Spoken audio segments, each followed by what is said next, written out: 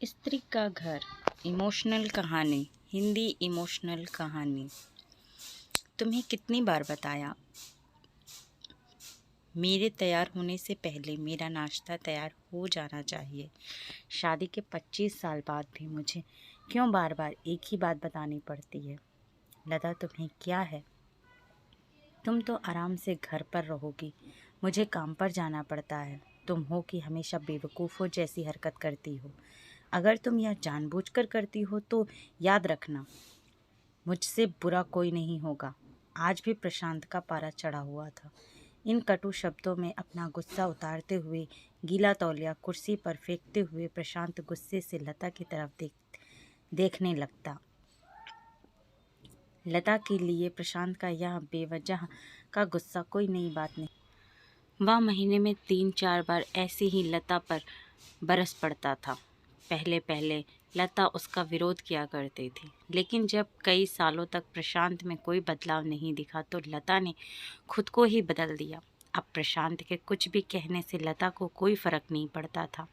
प्रशांत की हर बात वो चुपचाप सिर नीचे झुकाए सुन लेती थी। शादी के पहले 5 साल तक लता ने पूरी कोशिश की कि प्रशांत को बदला जाए, लेकिन फालतू का गुस्सा करना और बाद में लता को भला बुरा कहना, यह मानो जैसे उसकी आदत बन गई थी।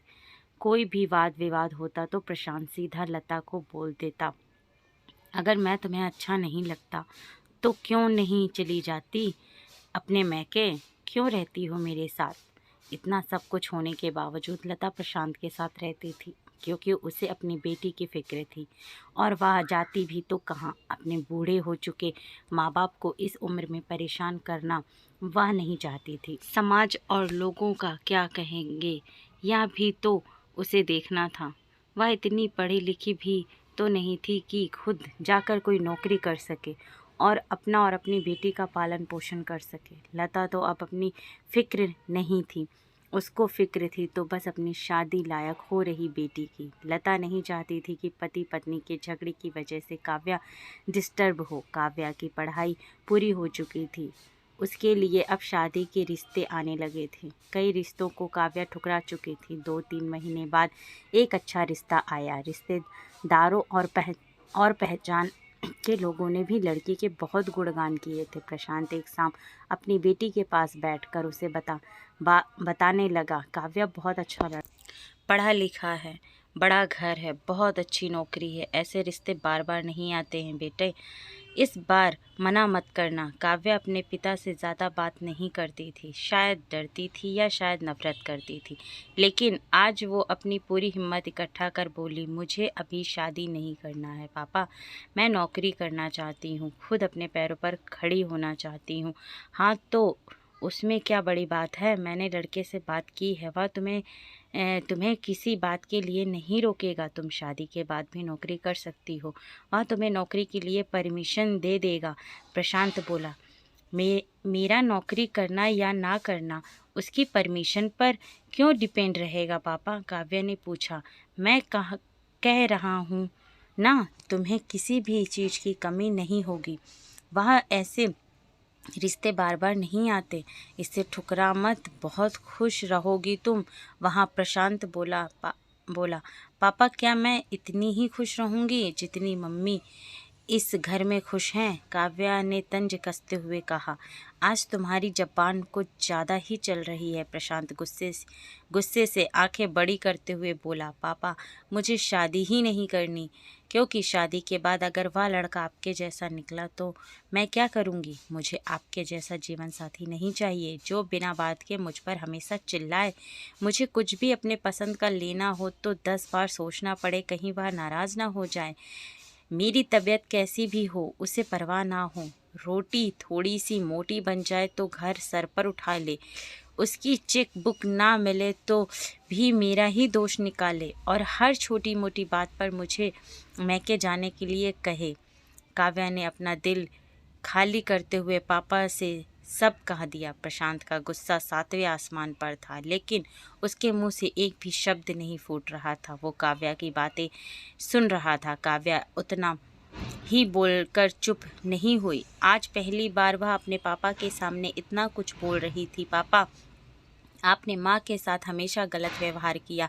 आप अपने ऑफिस का गुस्सा बिना सोचे समझे माँ पर उतार देते हैं। कभी इस बात की परवाह भी नहीं करते कि उन्हें कैसे लगता होगा।